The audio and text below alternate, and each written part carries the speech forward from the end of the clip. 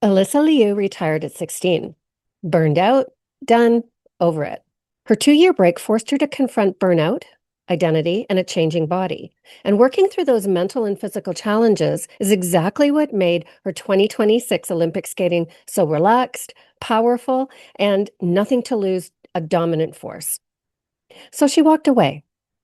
2 years later, she came back on her terms, focused on joy, autonomy, expression. And in 2026, she won the Olympic gold, ending a 24-year US drought. What changed? Her mindset did. She stopped skating to prove her worth to judges and started skating to express herself. This is the mindset revolution happening in figure skating right now. And it's not just about skating. It's about how we approach performance, pressure, and identity in all high-stakes of environments. I'm Christine Rees-Bolesne, and this is the Anti-Fragile Mindset, where athletes and their support teams learn the strategies champions use to achieve excellence under pressure. I'm a high-performance mindset coach, former world professional pairs figure skater, and author of a new book, Glitz and Grit, Beyond the Spotlight. Each week I share insights from coaching elites, from my own competitive career spanning over 20 years of performing and competing in 22 countries. And we'll dive into the latest controversies and conversations in the sport of figure skating, sport in general, and the mindset training tools that help elite performers in all aspects of life thrive under pressure. So whether you're an athlete, coach, parent, or high-performing professional, get ready for practical strategies to develop an unstoppable mindset. We've got new episodes weekly, and don't forget to like and subscribe to help these valuable tips and tools become available to more athletes and professionals who need them. Today, we're going to express, not prove, the mindset that's changing figure skating forever. Let's talk about what this means for you. And we're going to start with Les Supremes. They went from being a respected team that struggled to stay on top of world synchronized skating to becoming a world dominant force, thanks to trust, unity, and giving skaters more ownership over their programs. It's a comeback story that feels very similar to Alysa Liu's.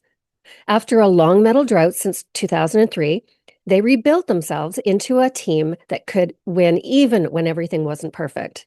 They captured the 25 and 26 world titles, and their run of 3 straight golds from 2022 to 2024 showed just how far they'd come. What really changed was the culture. The captain said that the team never stopped believing that the chemistry, hard work, and a shared voice on the ice made the difference. Their 2026 free skate to the Firebird was a great example of that. The skaters helped shape the program, which gave them more connection and confidence. The bigger lesson is that their success wasn't built on one perfect season. It came from persistence, cohesion, and a belief that the team was stronger than any single result. Les Supremes' shift was a move from a hardworking but traditional program into a team defined by unity, athlete ownership, and staying power. The same kind of culture reset that helped Alysa Liu return to skating with more freedom, self-direction, and purpose. In our first segment, we're going to look at the old school versus the new school divide, the two mindsets competing for figure skating's future. There are two competing philosophies in figure skating right now. The old school, win at all costs.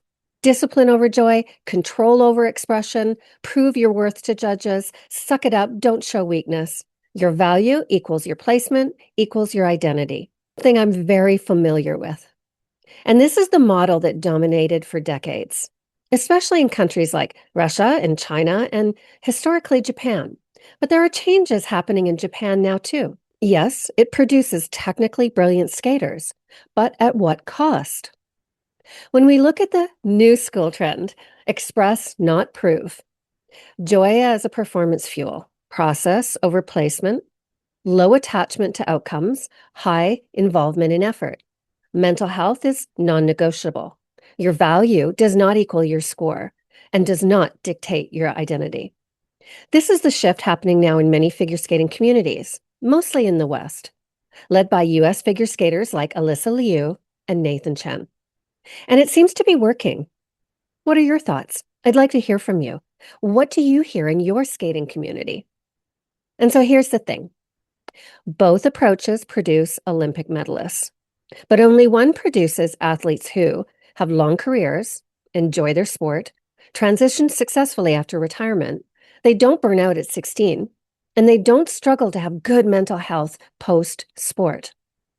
So let's break down the actual mindset shifts happening and how they apply to you, whether you're a skater, an athlete in another sport, or someone navigating high-pressure performance in any field.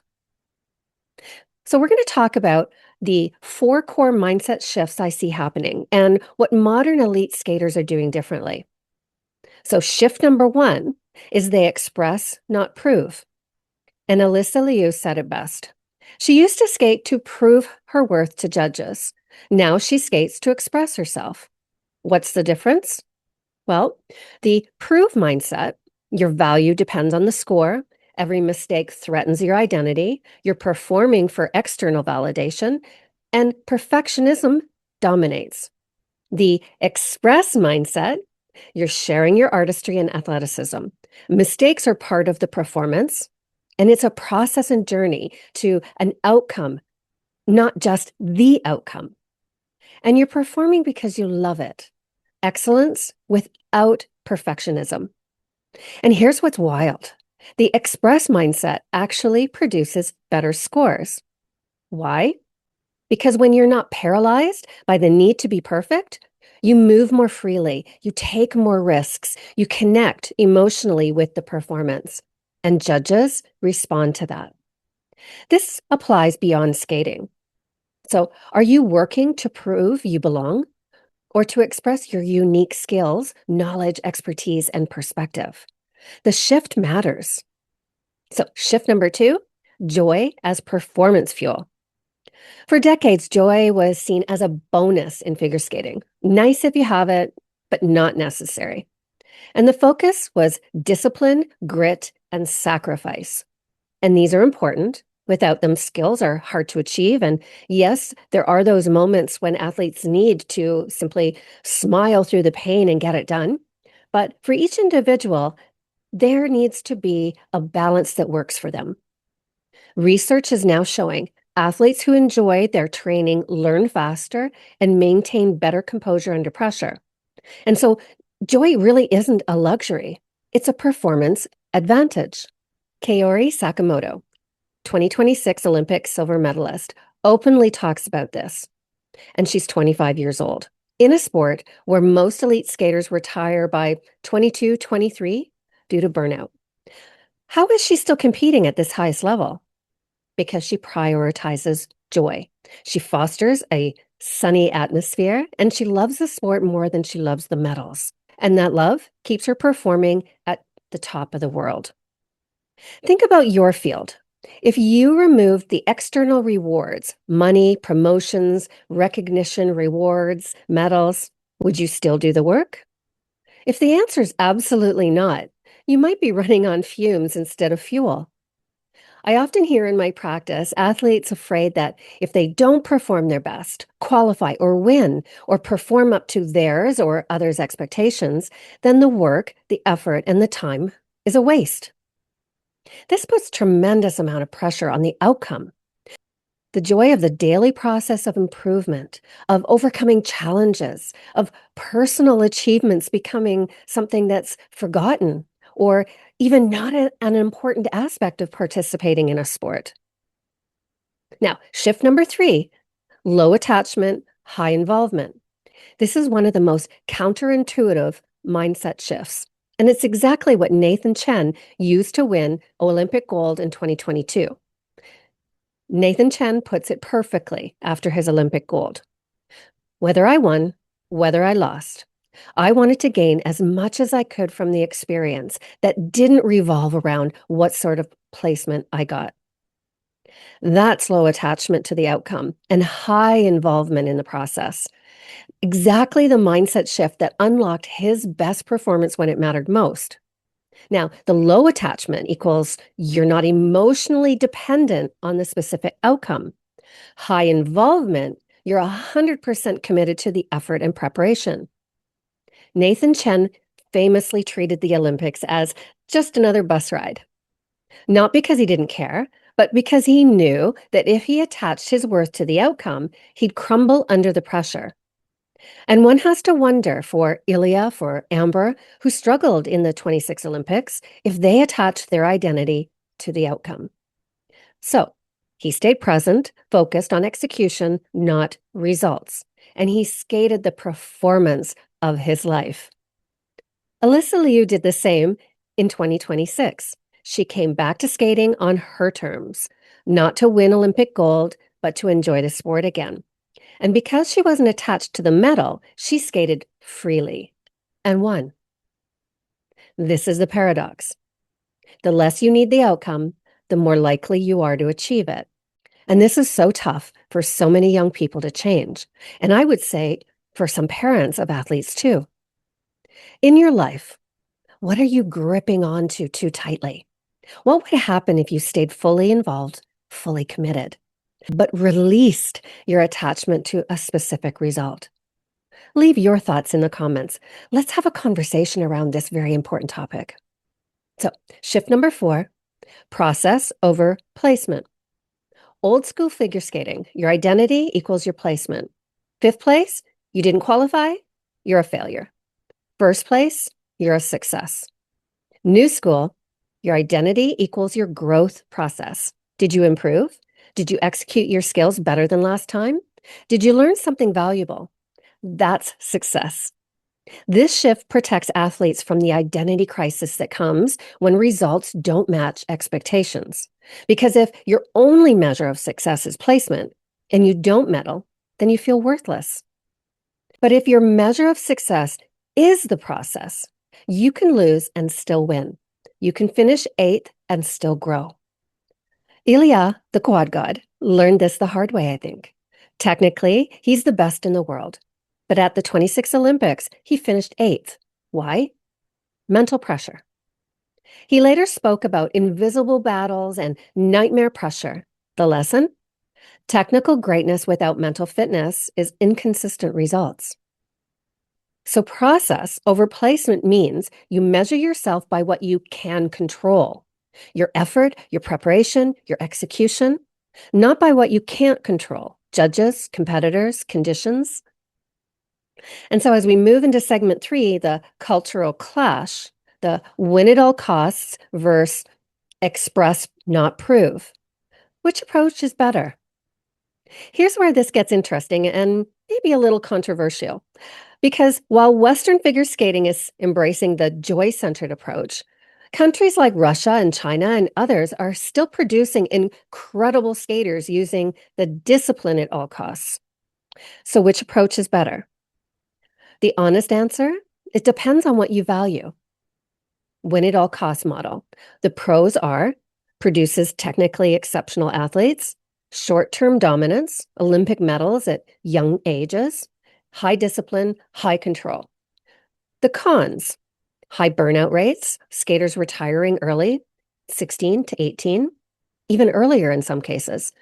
Mental health issues often ignored or suppressed, short careers where the body and mind just can't sustain it, difficult transition when the sport ends. And so the express, not prove model, the pros are longer careers, skaters competing into the mid-20s and some longer, better mental health outcomes. Athletes enjoy their sport. They have intrinsic motivation and easier post-career transitions. The cons? Well, some argue it produces softer competitors. They may not push technical boundaries as aggressively, and that cultural shift takes time to implement. Here's my take. Both models can produce Olympic champions, but only one produces Olympic champions who, one, still love their sport after they retire, don't face severe identity crisis, their mental health is intact, and they can transition successfully to life after sport.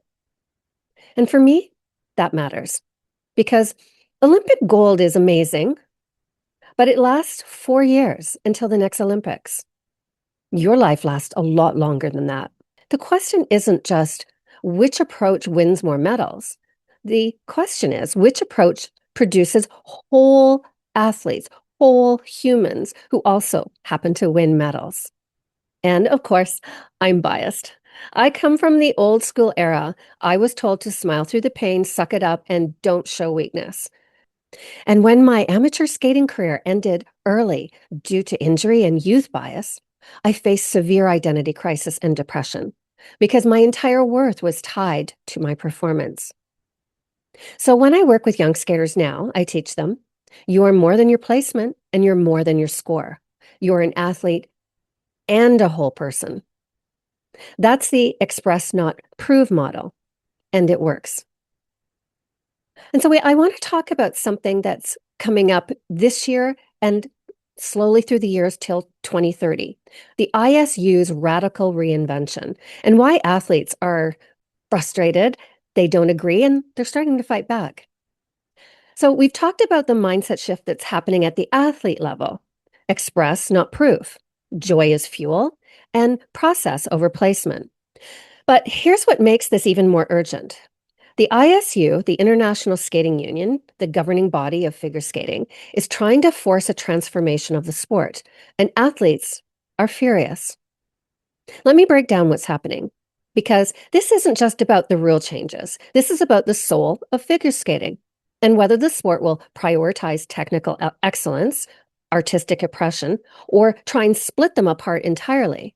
When we look at what the ISU's Vision 2030 is, the ISU says they're facing a crisis of relevance, declining viewership, broadcasters losing interest, younger audiences not engaging. And so they're developing Vision 2030, a strategic transformation plan. And some of the proposed changes are, well, radical. So let's talk about the confirmed changes, those already decided for the 2026-27 season. These were actually decided back in the 2024 ISU Congress, but they postponed implementation to avoid disrupting the Olympic cycle. But they're coming now. Change 1, jump reduction.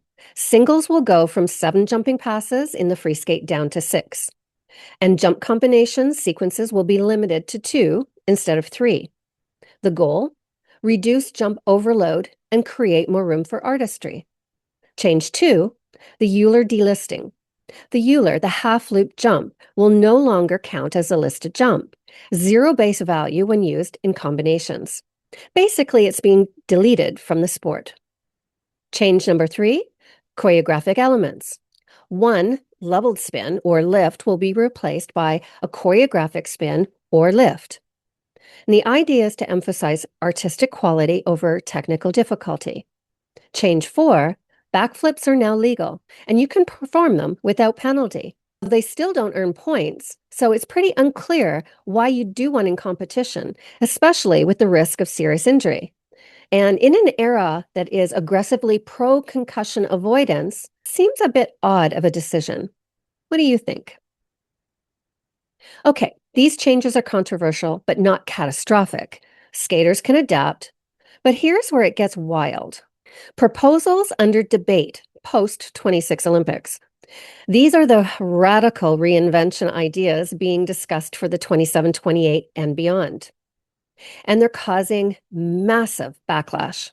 Proposal number 1, the 2-program split, replacing the short program and free skate with a technical program focusing on elements, jumps, and spins, and an artistic program with potentially no jumps at all.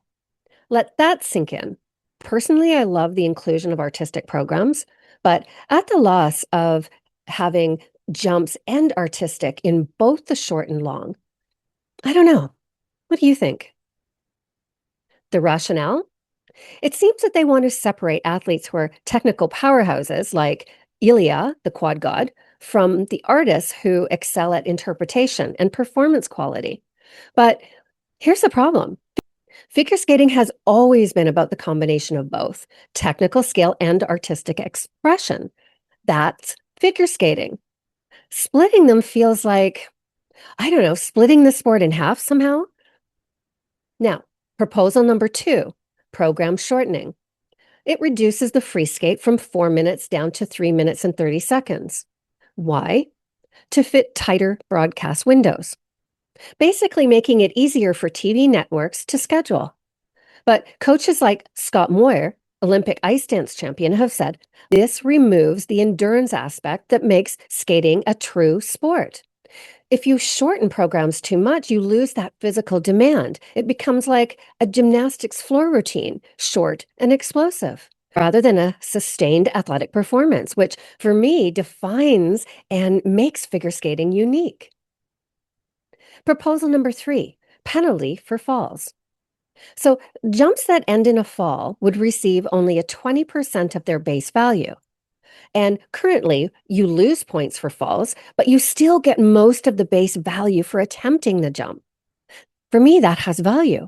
And under this new rule, a quad attempt that you fall on would be worth almost nothing. This, I believe, is the intention to discourage reckless, high difficulty attempts. And I do get that. But the consequence is athletes would stop pushing technical boundaries.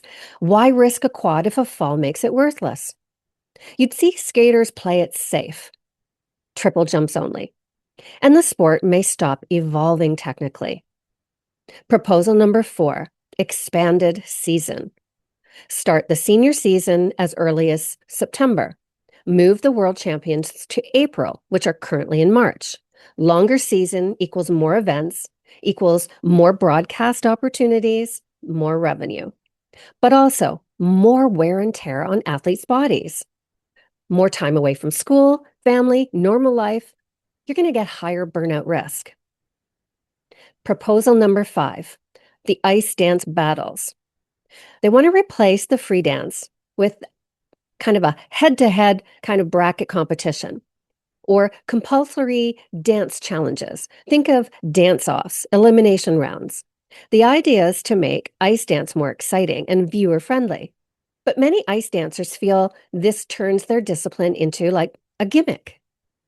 The format. So instead of a traditional flight of 5 couples performing one after another, 2 couples would take the ice. They would perform a specific technical challenge, like matching twizzles or a specific step sequence, side by side or back to back. The judging, rather than a complex digital score, the winner would be determined by a simpler A or B choice from a panel, making the winner immediately obvious to the crowd. So there has been so much athlete and coach backlash. The response from the skating community has been loud and largely negative. Ilia, the 26 Olympic competitor and technical powerhouse, said, separating technique and artistry undermines the essence of the sport. Yuma, the Japanese world medalist, echoed this. Figure skating is the combination of both. You can't split them. And as I said previously, Scott Moir, the Olympic dance champion now coaching, said shortening programs removes the endurance aspect that makes this a sport. And Lori Nickel, renowned choreographer, says these changes prioritize TV ratings over athletic integrity. So, what are your thoughts? Leave a comment and let's get this conversation going. This is very important. And so here's the biggest complaint. The ISU Council is making these decisions with limited direct input from current athletes and coaches. The people most affected by these changes have the least say in them. How is that fair? So, where do things stand now? Due to this backlash, reports indicate that the ISU's pumping the brakes. The most extreme proposals, like the 2-program split, may be delayed till 2030, but the confirmed changes for the 26-27 season are still happening, and the debate continues. And so, why this matters for the express, not prove conversation? Well, here's the connection. The express, not prove mindset shift I've been talking about is partially a response to the institutional pressure from organizations like the ISU. Athletes are saying, if the sport is going to prioritize TV ratings and broadcast windows over athletic integrity, then we're going to prioritize joy and personal expression over external validation. Alysa Liu didn't just come back because she missed skating. She came back on her terms. because she refused to let the sport or institution define her worth. Kaori Sakamoto, after the 26 Worlds, as the most decorated Japanese woman in history, at 25, she felt the daily battle with her body had reached its limit. So, starting over after her Olympic silver in Milan, she said, I have nothing more to give. She stayed for the 2026 Worlds to achieve a sense of personal completion, seeking the internal satisfaction of mastering her craft on her own terms rather than chasing that external validation. She exited while still a podium threat, knowing the 2030 games were physically out of her reach. Her coach, Sonoko Nakano, immediately challenged her. Now it's your turn to raise a gold medalist, she said. Kaori has already begun training as a coach, by the way, trading her 4 world titles for the privilege to lead the next generation. Not because the ISU's competitive calendar dictates when she should retire. And Nathan Chen treated the Olympics as just another bus ride, because he knew that if he let the institution, the Olympics, the judges, the pressure define him, he'd crumble. The athletes who are thriving now are the ones who have mentally separated their identity from the sport's institutional structure. They're saying, I don't skate for the ISU's Vision 2030. I don't skate for broadcast ratings. I skate because I love the challenge. I love pushing myself. I love skating. And that's the ultimate express, not prove, process, not outcome mindset. You're not performing to meet someone else's criteria. You're training and performing because the act itself has meaning to you. And so here's where the tension between institutional and individual happens. And this tension is happening in figure skating right now.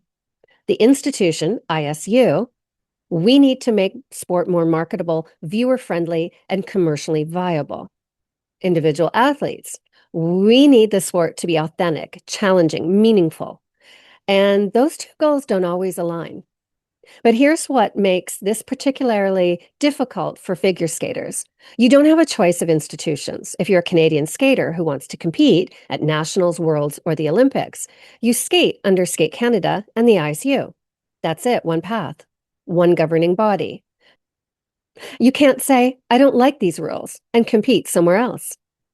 So when the ISU makes rule changes you disagree with, you've got 3 options. 1, accept the changes and adapt. 2, speak out and hope for change. 3, walk away from competitive skating entirely. And this is why the express not prove mindset becomes so critical. When you can't change the institution, when you can't leave the institution, the only thing you control is your relationship to it. You can skate to meet the ISU's new criteria and let that define your worth, or you can skate to express your artistry and athleticism within whatever framework exists and refuse to let the institutions prioritize, diminish, or determine your value. Alysa Liu came back to competitive skating, knowing the ISU's rules. She didn't try to overthrow the system. She just decided, I'm going to skate within these rules, but I'm skating for me, not for them. And that internal shift what allowed her to win, in my opinion, her Olympic gold while also maintaining her joy. The express not prove mindset isn't about changing external systems. It's about protecting your internal identity, regardless of what external systems demand. All right, let's talk about the practical mental training techniques that modern skaters are using and to implement this mindset shift.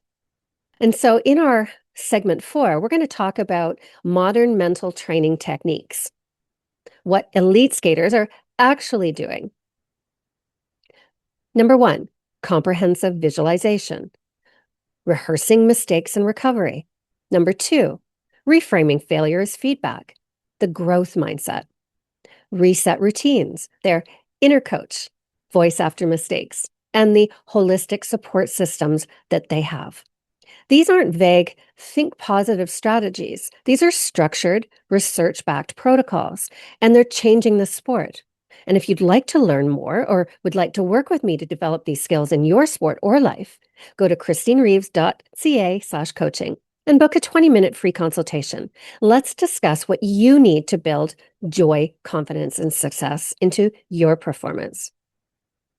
And so what this means for you. All right, so we've talked a lot about figure skating, but you might be thinking, Christine, I don't skate. How does this apply to me? Well, here's how. The express, not prove mindset works in any situation where you are performing under an external evaluation. And so let me give you some quick examples. If you're an athlete in another sport, ask yourself, am I playing to prove I deserve to be here? Or am I playing to express my unique skills and love for the game? One makes you tight. One makes you free. Same principle, different sport. If you're a business professional, are you working to prove your worth to your boss, your company, or your industry? Or are you working to express your expertise and make a genuine contribution? Proving equals constant anxiety, and expressing equals sustainable excellence. If you're a student, are you studying to prove you're smart enough or to express curiosity, to actually learn something valuable? One leads to test anxiety and burnout, and the other leads to genuine growth. Now, if you're a parent of an athlete, your kid doesn't need to prove they're worthy of your love through their performance. Help them express the passion for their sport without tying their identity to their placement. Now, if you're facing any high-pressure performance situation, a job interview, presentation, audition, competition, you can show up trying to prove you belong or you're good enough, or you can show up to express what you uniquely bring. One feels desperate, the other feels confident. This shift is internal. It's not about lowering your standards. It's not about participation trophies or pretending outcomes don't matter. It's about separating your worth from your performance. You can care deeply about results without letting the results define you. You can work incredibly hard without needing external validation to feel valuable. You can pursue excellence without perfectionism destroying you. That's express, not prove, and it changes everything. So here's your action step. Think about the next high-pressure situation you're facing and ask yourself, am I showing up to prove something or to express something? If the answer is prove, take a breath. Remind yourself, I don't have to prove anything. I have something to share. And then go do it.